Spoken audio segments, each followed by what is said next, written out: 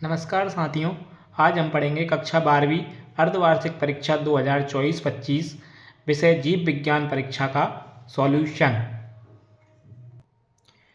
जिसमें पहला प्रश्न है सही विकल्प चुनकर लिखिए। इसका पहला प्रश्न है वास्तविक फल का परिवर्धन होता है। वास्तविक फल का परिवर्धन फल के अंडाशय से होता है, तो इसका सही उत्तर होगा अंडाशय।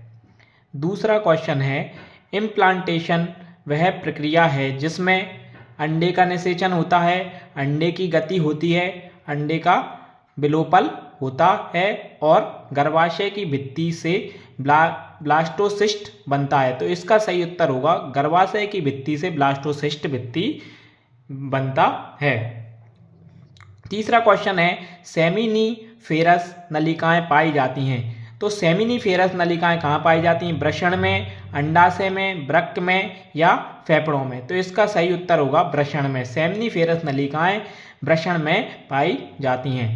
अगला प्रश्न है निम्नांकित में यौन जनित रोग नहीं है, तो इनमें से कौन सा रोग यौन जनित रोग नहीं है? निम्नांकित में यौन जनित रोग नहीं है एड्स, गोनोरिया, एनीमिया, सिफिलिस, तो इनमें से एनीमिया ही एक ऐसा रोग है जो यौन संचरित रोग नहीं है, यह लोह की कमी से होने वाला रोग है। अगला प्रश्न है वैसेक्टोमी और ट्यूबेक्टोमी विधियां हैं, तो यह विधियां जनन सहायक विधियां हैं, बंधकरण विधियां हैं, लिंग परीक्षण विधियां हैं, रोग प्रतिरोधक विधियां हैं, तो वैसेक्टोमी और ट्यूबेक्टोमी बंधकरण की विधियां हैं। अगला प्रश्न है विशिष्ट माइक्रोस्पोरेंजिया की संरचना के बारे में निम्नलिखित में से कौन सा कथन सत्य नहीं है? यह 3 परतों से बनी होती है, एपिडर्मिस, मध्य परत और टेपेटम। दूसरा है एपिडर्मिस और टेपेटम पराग विकसित करने के लिए पोषण प्रदान करते हैं। तीसरा है माइक्रोस्पोरेंजिया परागकोश में परिवर्तित हो जाता है। स्पोरोजेनस ऊतक प्रत्येक माइक्रोस्पोरेंजियम के मध्य क्षेत्र में रहता है, तो इसका इनमें से तीसरा और चौथा दोनों गलत हैं, बाकी आगे के दोनों सही हैं। इसका सी वाला उत्तर सही है, इसमें कथन तीसरा और चौथा गलत हैं, बाकी पहले और दूसरे दोनों कथन सत्य हैं। अगला प्रश्न है रिक्त स्थानों की पूर्ति कीजिए।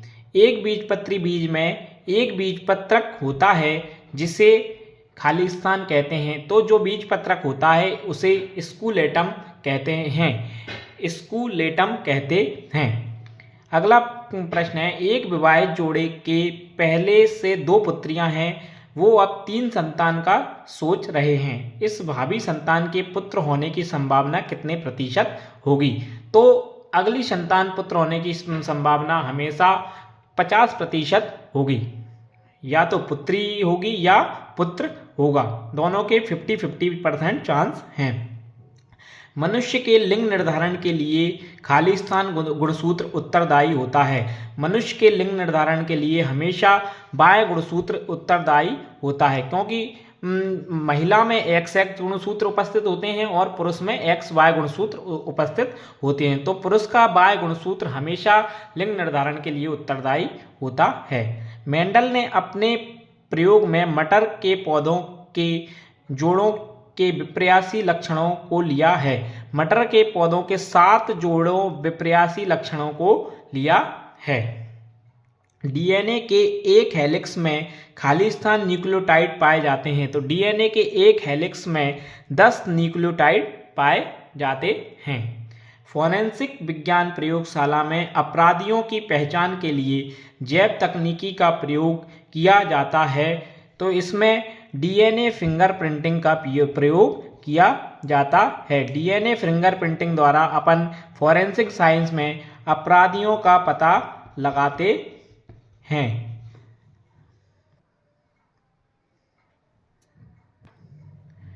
अब है सत्य या असत्य चुनिए। P+Q का होल स्क्वायर बराबर P² plus 2PQ plus Q² बराबर 1 समीकरण लेमार्क के सिद्धांत से संबंधित है, तो यह गलत होगा। यह है हार्डी वेनबर्ग का सिद्धांत। मीसोजोइक सामान्यतः स्तनधारियों का युग कहलाता है, तो यह भी गलत होगा। मीसोजोइक स्तनधारियों का युग नहीं है, यह है सरीसृपों का युग। स्तनधारियों का युग होता है सोनोजोइक। हेपेटाइटिस रोग जीवाणु द्वारा फैलता है, तो इसका उत्तर भी गलत होगा। विडाल परीक्षण मलेरिया की जांच के लिए किया जाता है, तो यह भी गलत होगा। विडाल टेस्ट टाइफाइड के लिए किया जाता है। कवक को पादपों के साथ सहजीवी संबंध माइकोराइजा कहलाता है, तो यह सत्य होगा। साइनोबैक्टीरिया एनाविना नॉस्टॉक और ऑसिलेटोरिया धान के खेतों में नाइट्रोजन स्थिरीकरण कर जैव उर्वरक की भूमिका निभाते हैं, यह सत्य होगा। अब इसके बाद आएंगे सही जोड़ी बनाइए। एंटीबायोटिक्स हमेशा प्रतिरक्षी तंत्र का मतलब अपने प्रतिरक्षी तंत्र को का कार्य करता है। इंसुलिन 2 पॉलीन्यूक्लियोटाइड श्रृंखलाओं का बना होता है। आणविक कैंची रिस्ट्रैक्शन एंडोन्यूक्लिएज जो डीएनए की द्विकुंडलित संरचना को काटने का कार्य करता है। पैलिड्रोम क्षारकों के जोड़ों का क्रम जो अपने डीएनए में नाइट्रोजनस बेस पाए जाते हैं उनके क्रम को पैलिड्रोम। मोनोक्लोनल एंटीबॉडीज हाइब्रिडोमा होगा। एक वाक्य में उत्तर लिखिए। जीएमओ का पूरा नाम जेनेटिकली मॉडिफाइड ऑर्गेनिज्म। जेनेटिकली, जी से जेनेटिकली, एम से मॉडिफाइड, ओ से ऑर्गेनिज्म का जीएमओ का पूरा नाम है। प्रथम पारजीनी गाय का नाम, इसका आंसर होगा रोजी। पारिस्थितिक तंत्र में ऊर्जा का प्रमुख स्रोत कौन होता है? हमेशा सूर्य। पारिस्थितिक तंत्र सूर्य एकमात्र ऊर्जा का प्रमुख स्रोत है। जालीय परितंत्र में उत्पादकता के लिए सीमाकारी कारक के रूप में काम करने वाले कारक का नाम नाइट्रोजन और लोहा। नाइट्रोजन और लोहा। कहीं कहीं इसका उत्तर पादप भी मिलेगा। जैव भार का उल्टा पिरामिड किस पारितंत्र में पाया जाता है? तो जैव भार का उल्टा पिरामिड जलीय पारितंत्र में पाया जाता है। धन्यवाद।